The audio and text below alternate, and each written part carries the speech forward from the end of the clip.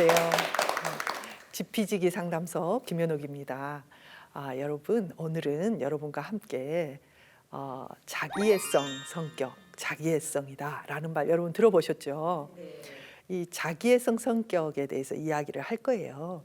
어쩌면 이 성격에 대해서 이야기를 하는 것은 어떤 의미가 있냐면 세상에서 바라보는 나, 그리고 하나님이 바라보는 나, 이 두 가지의 관계성과도 이렇게 여러 가지 의미에서 이제 비교가 될 거예요. 하나님이 나를 무엇이라고 하느냐, 이건 이제 우리 성경에 나와 있죠. 근데 실은 세상이 나를 무엇이라고 하느냐에 우리는 굉장히 많이 이렇게 물들어 있어요. 그렇죠? 이 이제 자기애성은 어쩌면 지금 이 시대의 최고의 화두예요. 제가 이렇게 여러 가지 강의를 이렇게 하다 보면 사람들이 관심 있어 하는 게 있잖아요. 근데 굉장히 관심 있어 하는 그런 주제이기도 해요. 자, 자기애성 하면 여러분은 뭐 어떤 생각이 드세요? 여러분, 자기애성이다, 자기애성이 높다, 저 사람은 자기애성이야, 뭐 이런 이야기 우리가 좀 요즘은 하죠. 제일 두드러진 게 뭐냐면은 일단 두드러진 게 없어요. 별로. 그러니까 다른 병리들은 저 사람 좀 이상해, 이런 거를 금방 알 수 있거든요.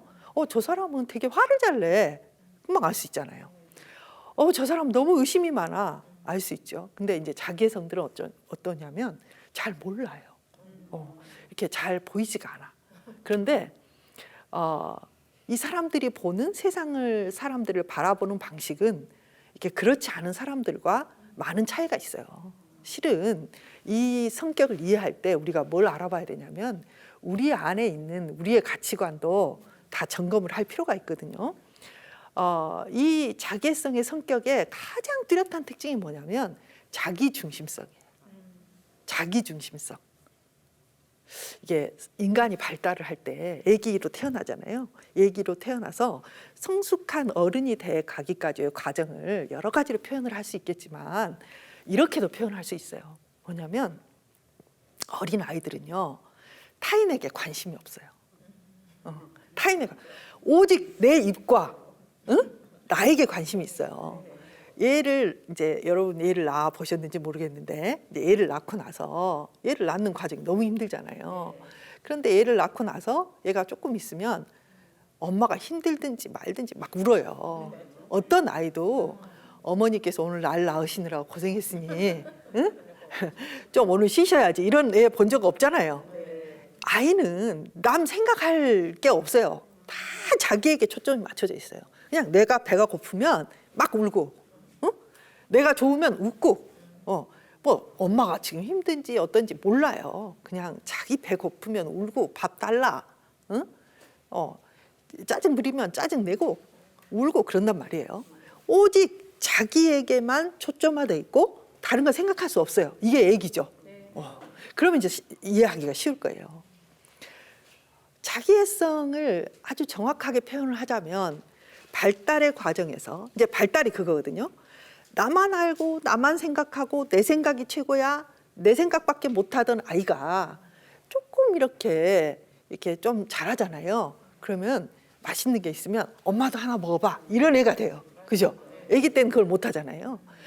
조금 더 크면 애들이 어떡하냐면 엄마가 쉬게 할 수 있도록 좀 조용히 해야지, 뭐 이런 생각도 조금씩 해요. 많이 크면. 그럼 더 크면 어떻게 되냐면 엄마 내가 설거지도 할게, 뭐 이런 애 별로 없지만 그런 말도 해요. 뭐 1년에 한 번이라도. 이게 뭐냐면 내 중심에서 타인을 생각할 수 있는 단계로 가는 거죠. 그래서 이렇게 타인을 생각하고 타인에게로 가는 단계가 성숙이에요. 그러니까 나만 알고 나에게 집중되어 있는 단계를 지나서 점점점 타인도 생각하고 저 사람은 배가 고픈가 안 고픈가도 생각하는 그런 게 이제 내 중심성을 떠나서 타인을 중심으로 생각하게 하는, 이제 이게 공감의 단계거든요. 그런데 어찌된 일인지 이 자기 중심적인 사람들은 어떠냐면 이 나를 떠나서 타인에게로 가는 그 단계가 안 된 거예요. 안 된 거예요. 그래서 자기가 중심이에요. 근데 이게 자기가 중심이 되는데 왜 중심이 되느냐는 다음에 또 설명을 할 거예요. 조금 있다가. 근데 이제 이 사람들이 어떤 걸 갖고 있냐면 굉장히 중요한 두 가지를 가지고 있어요. 이런 마음이에요. 나는 특별한 사람이야. 나는 레벨이 달라. 막 이런 말 여러분 혹시 들어보셨죠? 이게 말을 하는 사람도 있고 안 하는 사람이 있어요. 조금 속이 좀 들었다면 말을 안 하겠지. 근데 마음속에는 말은 안 하지만 나는 좀 달라. 이런 마음을 갖고 있어요. 그리고 자기 과대성을 가지고 있어요. 이렇게 특별하다. 나는 뭐든지 할 수 있어. 나는 좀 이렇게 할 수 있어. 나는 좀 특별해. 뭐 이런 말들. 그래서 이제 똑같은 이야기인데 자기 중심성과 공감을 결여하는 말은 똑같은 이야기예요. 아까 말씀드렸듯이 나 중심적으로 생각하고 나의 감정, 나의 생각, 나의 느낌에 딱 초점화되어 있는 사람들이 어떻게 타인의 마음을 알겠어요. 잘 안 가요. 정상적인 사람은 어떠냐면은 내게 몰두하는 시간도 있어요. 그런데 너가 말하면 너 말에 내가 끌려가는 거예요. 그랬어? 그럴 수 있겠네. 아이고 아팠겠다. 이게 돼. 그렇죠. 공감이에요. 이게 뭐냐면 내 중심적인 것을 떠나서 너의 관계, 너의 마음으로 내가 그 자리로 가는 거거든요. 그러니까 자기 중심성과 공감의 결은 어때요? 같은 말이에요. 같은 말. 자, 그 다음에 이제 자기애성 성격의 아까 그 말과 다 비슷한 중복된 이야기인데 특권 의식이 있어요. 특권 의식. 이 교회에 열심히 이렇게 봉사하고 열심히 기도하고 그런 분 중에도 이 자기애성들이 꽤 있거든요. 예, 그게 왜 그러냐면 이제 이분들이 어떤 거를 원하냐면 이런 걸 원해요. 하나님과 나의 특별한 관계를 원해요. 그러니까 하나님과 나의 좋은 관계를 너무 원해. 이건 정말 좋잖아요. 그런데 이제 이분들이 가지고 있는 거는 뭐냐면 너희들과는 다른 하나님의 특별한 은총. 하나님과 나는 정말 특별한 관계로 가기를 원하는 거예요. 그래서 이제 어떤 말들을 하냐면 이렇게 해요. 나는 보통 사람보다 더 기도해. 그런 말 들어본 적 있을 거예요. 이제 좀 떠오르는 생각이 있죠. 집사님 성경 많이 보셔야죠. 제가 오늘 하루에 5장 보려고 노력해요. 여러분이 그러면 그러세요. 그렇죠 뭐. 저는 보통 50장 봐요. 50장 보는 거 좋아요. 그런데 그 의미 속에 어떤 게 포함되면 이게 자기성으로 가기 쉽냐면 난 레벨이 다르지. 이게 포함되면 그렇게 되는 거예요. 그래서 특권 의식이 조금 이렇게 낮은 차원에서부터 시작해서 영적인 차원까지 다 특권 의식이 있어요. 그러니까 이게 이 특권 의식 속에 살아가려면 어떻게 해야 되냐면 되게 좋은 걸 추구해요. 그러니까 예를 들면 옷도 좀 더 좋은 거 입고 싶고, 집도 조금 더 좋은 집. 우리 얘도 좀 레벨이 다르게 잘했으면 좋겠고, 우리 남편도 출세했으면 좋겠고. 이게 여러분 우리도 다 갖고 싶은 거잖아요. 그죠? 다 갖고 싶은 건데 이걸 얼마나 강렬하게 추구하느냐. 그리고 또 이런 게 중요해요. 뭐냐면 이게 없을 때 나는 나를 어떻게 바라보는가. 이게 없을 때. 이런 게 없으면 나는 나를 견딜 수 있나? 이게 제일 중요하거든요. 내가 아무것도 없어. 지금 돈도 지금 있는 것도 별로 없어져. 그리고 누굴 알아주는 사람도 별로 없어. 그리고 우리 아들이 공부 잘해서 명문대 갈 줄 알았는데 어디 지방대 갔어. 아무것도 없어. 그때 나를 뭐라고 보냔 말이에요. 그걸 견딜 수 있느냐? 자, 우리 아이가 전교에서 뭐 3등 안에 들었어요. 여러분 얘가 3등 안에 들어봤어요? 저도 얘가 여럿 있다 보니까 그럴 때가 있었어요. 이게 얘가 저는 많아요. 근데 이제 어떤 애는 성적이 조금 낮을 때도 있고 어떤 애는 좀 높은 애도 있었어요. 근데 학교 가니까 이 다른 엄마들이 나를 보는 눈빛이 다르더라고요. 우리나라의 그 가치관이에요. 근데 걔가 그렇게 공부를 잘하는데 제가 기여한 바는 거의 없어요. 없어요, 정말. 그럼 내가 얘를 다 공부 잘하게 만들었지. 근데 그렇게 못했거든요. 그러니까 좀 타고나게 소질이 있는 거예요. 미술 잘하는 애가 미술 잘하는 것처럼. 그래서 그 타고나서 공부를 잘했는데 학교를 가면 엄마들이 저를 이렇게 바라봐요. 이렇게. 뭐 아주 기분 좋더라고요. 기분 좋아. 근데 실은 그 얘가 그렇게 높은 등수에 있다가 어느 날 떨어졌을 때의 느낌이에요. 자, 애들 뭐 성적 오르면 다 좋아하죠. 떨어지면 다 기분 나쁘죠. 근데 이 격차가 얼마인가가 내가 자기애성이 얼마나 있는가예요. 있다가 없어질 때 그때 다 떨어져요. 근데 정말 절망적으로 떨어진다. 그럼 생각해 봐야 돼요. 뭘 생각해 봐야 되냐면 아하, 내가 여기에 내 존재감과 나의 가치를 너무너무 많이 뒀구나. 여러분 그거 생각해 봐야 돼요. 저 사람은 자기애성이야. 여러분 그렇게 하려고 이런 거 배우는 거 아니라 내 속에도 얼마나 들어와 있느냐, 그런 거예요. 이게 또 한 가지가 같이 연결된 게 뭐냐면 평가절하라는 거예요. 이게 뭐냐면 사람이 나 좀 똑똑해, 나 잘났어, 그렇게 이렇게 좀 취급받고 싶고 그런 사람이 되기 위해서 아주 간단하게 하는 방법이 있어요. 그중에 많이 쓰는 게 뭐냐면 평가절하예요. 참 사람이 악하다 이런 말 하죠. 우리가 은연중에요. 걔는 그것도 못하잖아. 또는 걔가 그런 생각 하겠어. 이런 느낌. 이게 뭐냐면 옆에 있는 사람을 약간 낮추면서 자기가 탁 이렇게 올라가는 느낌. 이런 걸 우리가 인간들이 많이 해요. 그런데 자기애성은 그걸 많이 하는 사람들이. 자기애성이 되는 이유가 뭐냐면 자기 존재감이 근본적으로 약한 거거든요. 근데 이제 우리가 생각할 때는 자기애성을 생각할 때 잘난 체 하니까, 똑똑한 체 하니까 자기에 대해서 너무 중요하고 자기에 대한 자부심이 너무 넘치는 거 아니야? 이렇게 오해들을 해요. 그런데 실은 속으로 이렇게 막 들어가 보면 자기감이 정말 허약하고 자기 존재에 대한 이 긍정성이 뚜렷하지 않을 때 이 사람은 참 괴롭거든요. 그러니까 그 괴로움을 해결하려고 만든 게 자기애성이에요. 그러니까 이분들은 특권의식과 평가절하를 왔다 갔다 해요. 스스로도.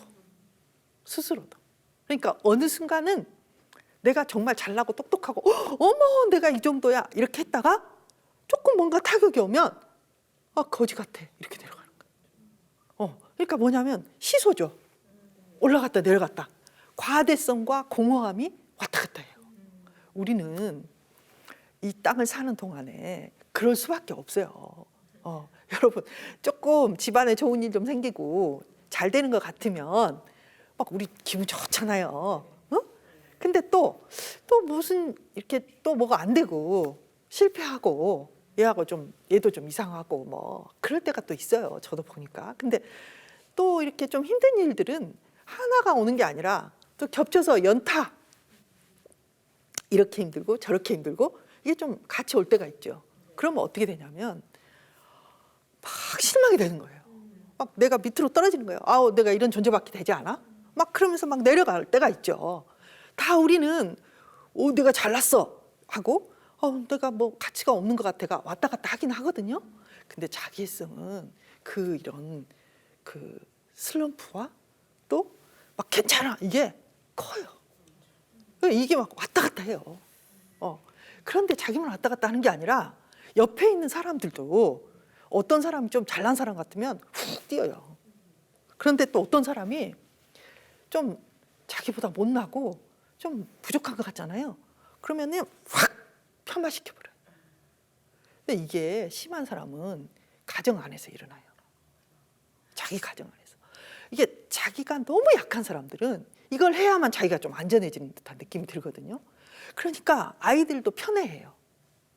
한 애는 너무 예뻐해. 이거 뭐냐 과대화시키는 거예요. 막 너무 얘는 막 뭐가 될 것 같아. 그리고 막 자기 자존감을 살려주는 애가 또 하나 있어요. 근데 한 애는 그런 게 없어.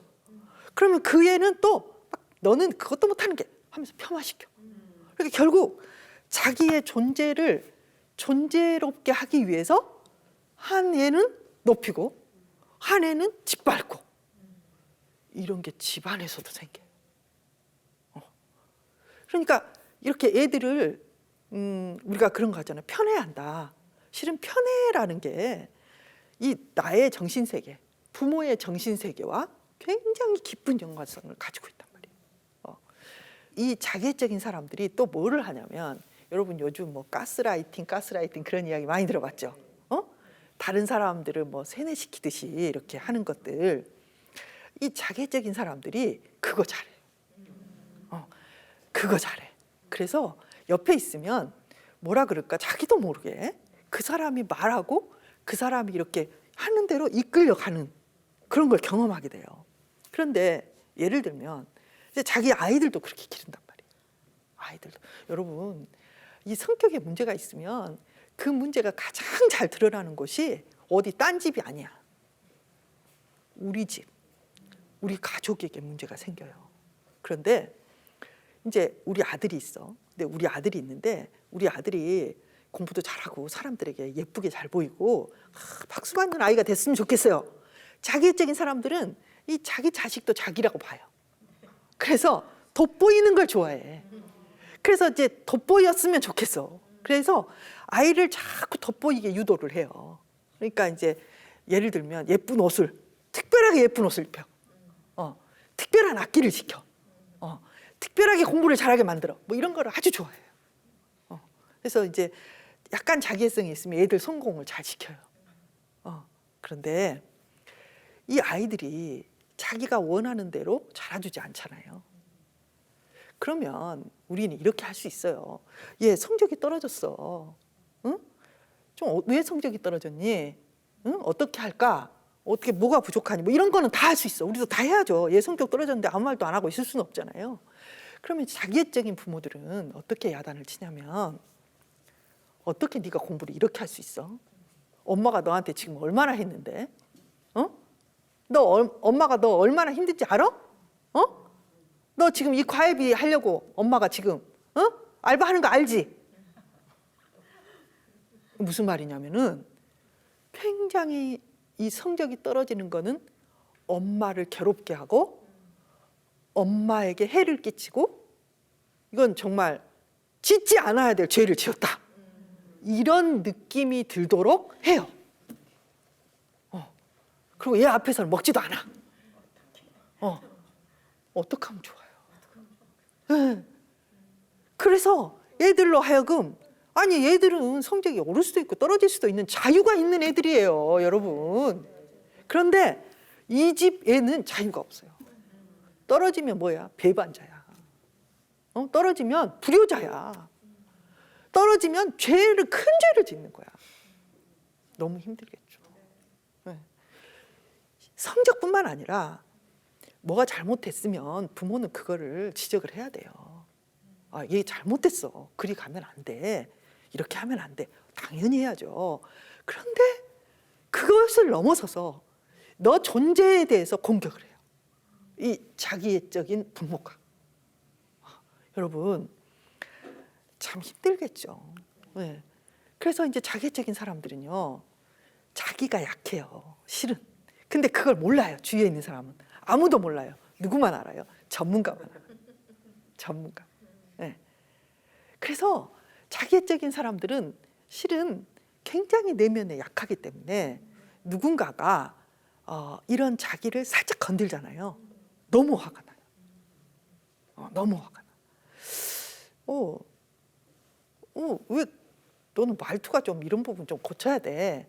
그러면 건강한 사람도 듣기 싫죠. 그런 소리. 응? 너 말투가 좀 그래. 고쳐야 돼. 이렇게 말을 하면 왜? 내 말투가 어때서? 말투 뭐 어떤 부분 말이야? 이렇게 물어볼 수 있으면 굉장히 좋은 사람. 근데 야, 너 말투가 왜 그래? 야, 너 나한테 시비 거는 거야? 네가 더 잘났다 이거야? 나를 네가 뭘로 보는 거야? 이렇게 나오면 이건 지금 이게 존재로 간 거예요. 그래서 쉽게 상처받아요. 자신의 존재감을 느끼는 순간은 언제냐면 성취했을 때. 네, 여러분 손들라고 안 할 테니까 내가 정말 기뻤던 순간이 언제인지를 한번 생각해 봐요. 막 환희가 느껴질 정도의 기쁨이 내 안에서 이렇게 느껴졌을 때는 언제일까? 이게 나예요. 이게 나. 그러니까 그런 거를 자기 스스로 체크해 볼 필요가 있어요. 저도 이렇게 생각을 해봤어요. 제가 이제 보니까 이제 그 운동회인데 운동회 날 이제 가잖아요. 우리 초등학교 운동회, 우리 애들 초등학교 운동회 갔는데 우리 셋째가 달리기 선수가 된 거예요. 근데 이제 막 그 릴레이 달리기를 하는데 얘가 그냥 이렇게 달리는데 1등으로 달리는 거예요. 사람들이 막 다 응원을 하고 너무 기쁘더라고요. 그때 진짜 우리 애가 1등으로 달릴 때 너무 그 세상에서 환희로운 순간을 꼽으라면 아마 그 순간을 꼽을 것 같아요. 그러니까 여러분 성취할 때 우리 애들이 온 사람들한테 박수 받을 때 얼마나 좋겠어요. 근데 이제 또 그 셋째가 또 기쁨을 저한테 엄청 줬는데 어느 날 교회에서 선교 헌금 작정을 했어요. 연초에 선교 헌금 작정을 하는데 저는 이제 늘 하던 대로 하는데 우리 딸이 이제 회사에 들어가서 얼마 안 됐을 때예요. 근데 이제 우리 딸이 옆에 이렇게 앉아 있는데 작정을 하더라고요. 제가 말을 안 했는데. 근데 작정을 하는데 얼마나 기쁘냐면 너무너무 기쁘더라고요.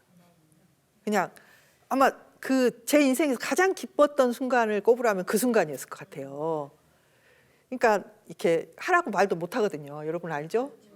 자녀들 뭐 그런 말 하면 싫어하잖아요. 그래서 이제 마음으로 기도만 하죠. 근데 그 작정 시간에 내가 아무 말도 안 했는데 얼마 한지도 몰라요.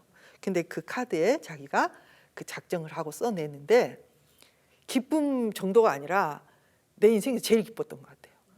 우리 애가 하나님을 사랑해서 자기 손으로 그걸 써서 하나님께 작정을 하는 그거를 보는 순간에 너무 기뻐요. 내가 우리 자식을 그래도 하나님과 관계에서 실패하지 않게 여기까지 이렇게 길렀구나. 그래서 저도 알았어요. 하나님, 저도 하나님 엄청 사랑하나 봐요. 그러니까 여러분 그게 중요해요.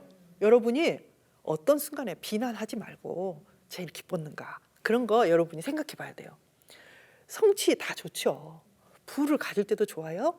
권력을 가질 때도 좋아요. 그런데 이것들이 내가 인생을 펼쳐봤을 때 내가 기뻐했던 순간들이 주로 그 순간이라면 이제 우리가 생각을 해봐야 되는 거예요. 세상이 주는 가치관이 나에게 많이 들어와 있구나.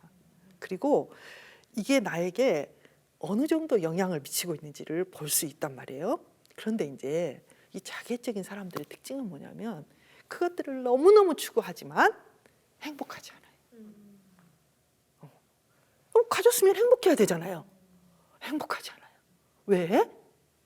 나보다 더 가진 사람 있잖아요. 응? 늘 비교 속에 살아가요. 네. 너무 힘든 거예요. 겉으로 보기에는 다 가진 것 같지만 여러분 정말 제가 말씀드릴게요. 공평해요. 이 세상이. 응? 이런 말 하면 막 화가 날 때가 있거든요.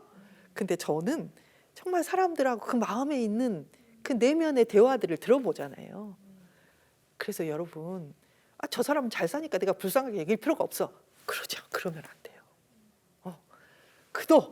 그가 짊어질 인생의 십자가를 지금 꾸역꾸역 짊어지고 가고 있는 사람이라는 걸 알아야 돼요. 얼마나 고통스럽겠어요. 이 사람이 딴 사람들에게 얼마나 불손하게 대할 수도 있거든요. 너하고 레벨이 달라 뭐 이런 식으로 할 수 있으니까. 그렇지만 내면 속에서는 아무리 가져도 만족하지 못하고 비교의식 속에서 괴로워한단 말이에요. 너무너무 괴로워해요. 타인을 바라볼 때 어떻게 바라보냐면 저 사람이 이렇구나. 우리는 너무 많은 면을 가지고 있잖아요. 저 사람 되게 따뜻하네. 저 사람은 기발한데? 저 사람은 너무 재밌는데? 이렇게 사람은 너무 다르죠. 그래서 그런 걸 발견할 수 있다면 우리는 너무 행복한 사람인 거예요. 근데 이 병리가 깊으면 깊을수록 딱 한 가지밖에 못 봐요. 이 사람들은 내가 이겼어, 네가 이겼어. 네가 더 잘 살아, 내가 더 잘 살아. 네가 더 나아, 내가 더 나아. 그래서 이제 내가 더 잘났어가 되면 좋을 것 같죠? 안 좋아. 그럼 이제 어떤 느낌이 드냐면 왜 잘난 내가 못난 너하고 같이 있어야 돼? 혹시 내가 못난 거 아니야? 이렇게 괴로워해요. 실제로. 너무 편하지 않아. 또 이제 못난 사람하고 있으면. 근데 이제 또 잘난 사람하고 있으면 어떻게 되겠어요? 내가 이렇게 못났잖아. 응?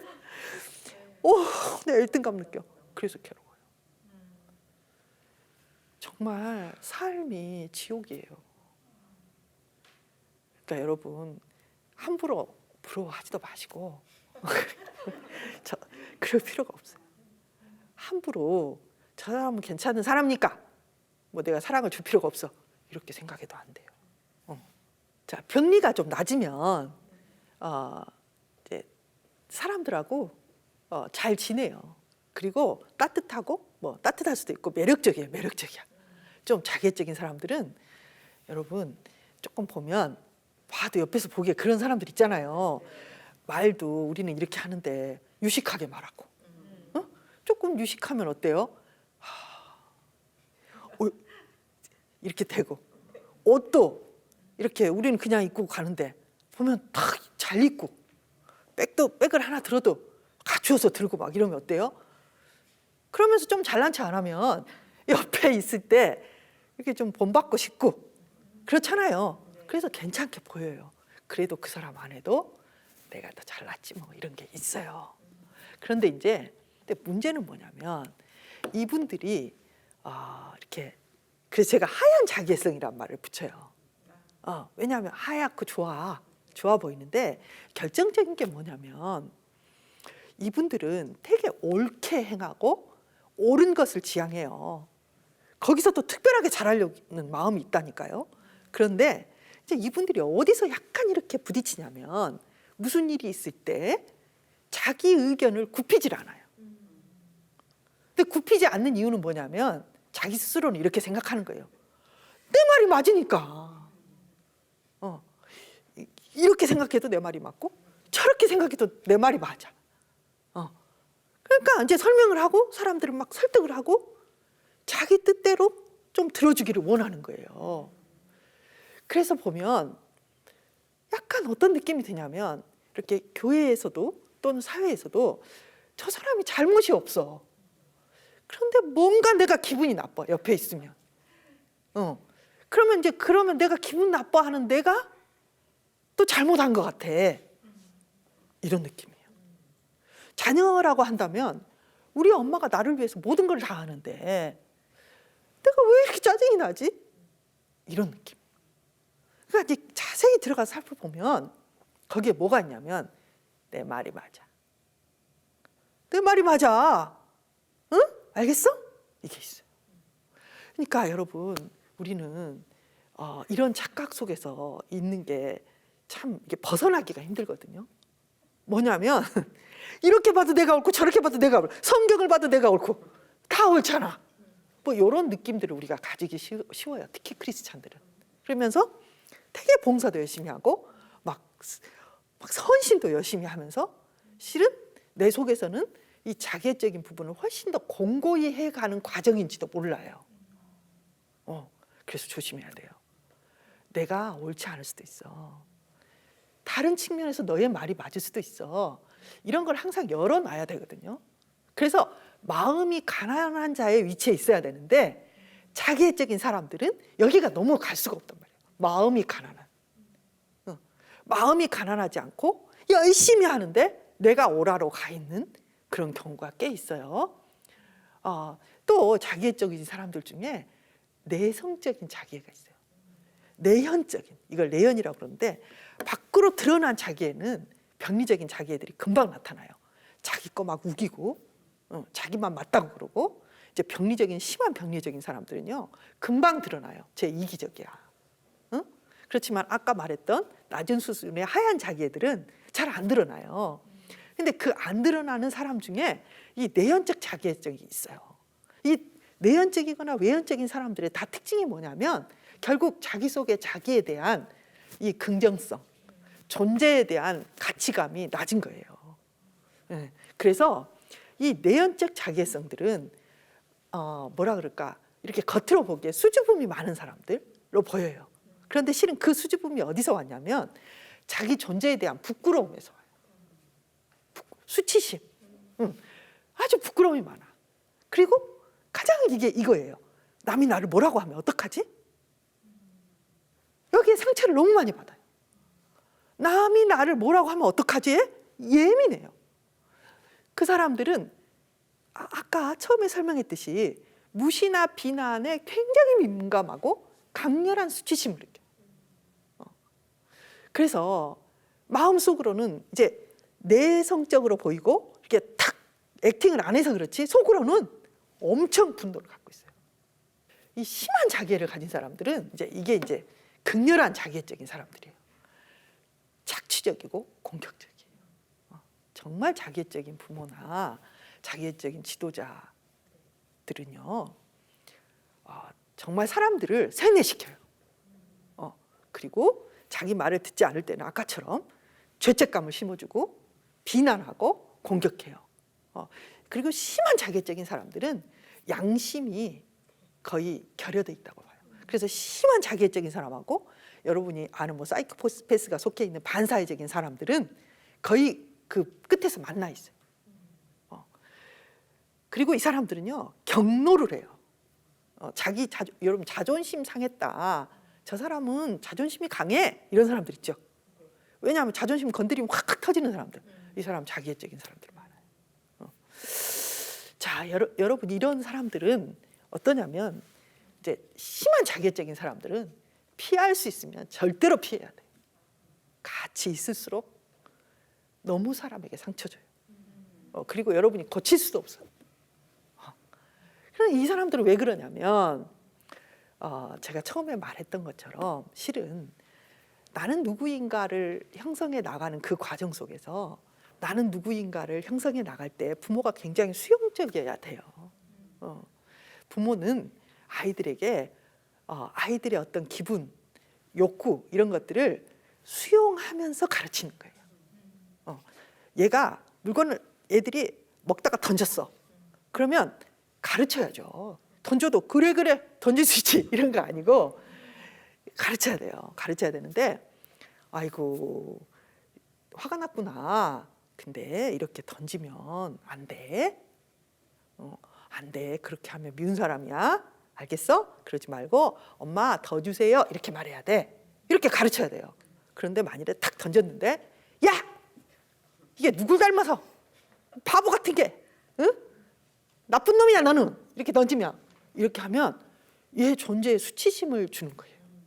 이건 가르치는 게 아니에요. 그래서 어렸을 때부터 부모가 이렇게 자기 기분에 따라서 자기의 자존감에 문제가 달려있는 부분에 성적 떨어졌을 때도 마찬가지잖아요. 어떻게 왜 그래? 응? 열심히 해야 되는데 너 이번에 놀았니? 왜? 무슨 일이 있었어? 뭐 이렇게 하는 게 아니라 나쁜 놈, 응? 그 돈이 무슨 돈인 줄 알아? 막 이렇게 되면 막 죄책감 느끼게 되죠. 그래서 자기 건강한 자기로 이렇게 자기를 이렇게 만들어 나갈 수가 없게 된 아이들. 이 아이들이 이제 자기애성이 돼요. 그런데 한편으로는 또 어떤 사람이 자기애가 되냐면 어렸을 때부터 재능이 뛰어나거나 공부를 너무 잘했거나 얼굴이 너무 이쁘거나 그래서 칭찬을 너무 맞고 자란 사람들. 그래서 내가 최고가 돼버린 사람들. 그 사람들도 자기애성. 그러니까 이게 사람이 칭찬도 적절하게 받아야 되고요. 잘못된 것을 잘못됐다고 적절하게 피드백을 받아야 돼요. 너무 얘가 잘나고 너무 칭찬받고 너무 박수받은 애도 자기애적인 성격이 될 수 있고 너무 수용받지 못하고 너무나 사람들에게 따뜻함으로 위로받지 못해도 자기애적인 성격이 돼요. 둘 다 이 튼튼한 자기가 형성되지 못해요. 그래서 자기의 이제 이런 마음이 이렇게 되는 거예요. 막 건드려지고 내가 이렇게 설 수 없을 때 살 수가 없죠. 어떻게 내가 엄마가 막 너 같은 게 뭐 이렇게 되고 이렇게 되면 내가 막 쪼개지는 것 같은 느낌이 들어요. 나는 없어지는 것 같다. 그런데 이 없어지는 것 같을 때 나를 없앨 수는 없잖아요. 내가 없어지고 무너지면 사람이 제정신이 안 되는 거예요.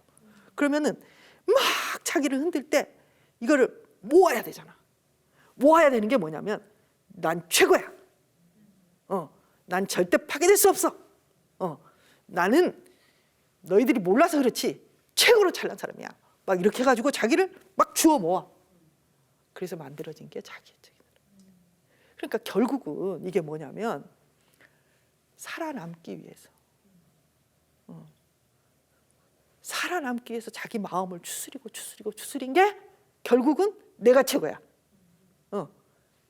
그러면서 자기를 막 주워 담고 만들어간 거예요. 우리는 이제 비난도 해요. 사람들에게 비난도 하고 싫은 건 싫은 거죠. 여러분 안에도 그런 게 있을 수 있어요.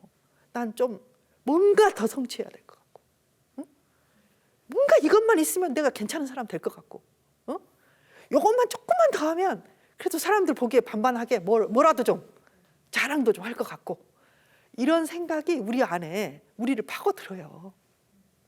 파고들고 그리고 또 그렇게 해야죠. 그런데 실은 하나님이 우리를 뭐라고 해요? 하나님은 우리를 천하보다 귀한 존재라고 말씀하세요. 세상은 우리에게 뭐라 그러냐면 너는 몇 등? 응? 너는 어디 살고? 응?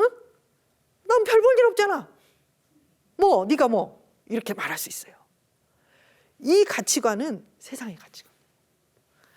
너는 천하보다 귀해. 존재로서. 여러분 이게 너무 귀한 말이거든요. 이런 구절을 큐티를 한 적이 있어요.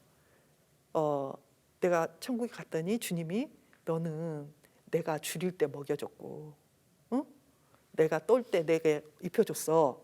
그러니까 그 사람 나는 그런 적이 없는데요? 그러니까 하나님 뭐라 그러시냐면 너가 세상에 줄인 한 사람에게 한 것이 나에게 한 거야. 근데 제가 그 이야기를 또 생각해 봤어요. 뭐냐면 이 세상에 벌벌 떨고 있고 아무런 가치가 없어 보이는 저 굶주리고 노숙하는 그 사람 하나에게 어떤 가치가 있냐면 하나님의 하는 것과 똑같이 느껴질 수 있을 만큼 소중한 존재라는 거예요. 근데 여러분 그게 믿어지세요? 이런 걸 우리는 정말 고민해야 돼요. 정말 내가 그렇게 생각하고 있나? 아니, 남 생각할 필요 없어. 여러분 자신을 하나님 앞에 그렇게 소중한 존재라고 진짜 생각하고 있나? 여러분이 그렇죠. 저는 천하보다 귀하다고 생각해요. 아멘. 이렇게 말할 수는 있어요. 그런데 실제 그 순간이 되면 얼마나 우리가 초라하게 보여요? 네? 우리가 얼마나 가치 없게 보여요. 얼마나 정말 그 사람들 앞에서 기죽어요. 정말이지 우리가 우리 안에서 나를 정말 우리가 내가 제일 잘났어 이건 아니지만 누가 뭐라고 해도 하나님이 말하는 그 가치관이 내 안에서 진짜 있느냐는 거죠. 아니면 정말 하나님이 아니라 내가 백을 1,000만 원짜리를 딱 들고 갈 때 그 자부심이 하나님과 같이 있을 때보다 더 크냐 그거죠. 여러분 말은 참 쉽고 그렇지만 우리 안에 그런 게 없다고 절대 부정할 수 없어요. 그렇죠? 그래서 우리가 이쪽으로 무너질 때 생각해 봐야 돼요. 내가 자기애적인 어떤 가치, 세상의 가치에 무너지고 있는가? 아니면 성경이 주는 이 가치관을 내가 붙들려고 하는가? 결국은 이 가치관에 대해서 내가 더 강력해지고 더 커질 때에 우리가 크리스찬으로서 성공할 수 있는 거예요. 네. 자, 여러분 오늘 자기애적인 성격에 대해서 여러 가지를 알아봤어요. 여러분의 삶에 우리의 내면 안에서 또는 우리의 가족 속에서 우리의 공동체 속에서 자기 애적이 아닌 하나님 중심적인 소중함, 존재로서의 귀함을 우리가 정말 가질 수 있는 그런 사람들이 되기를 바랍니다. 여기까지 김현옥이었습니다.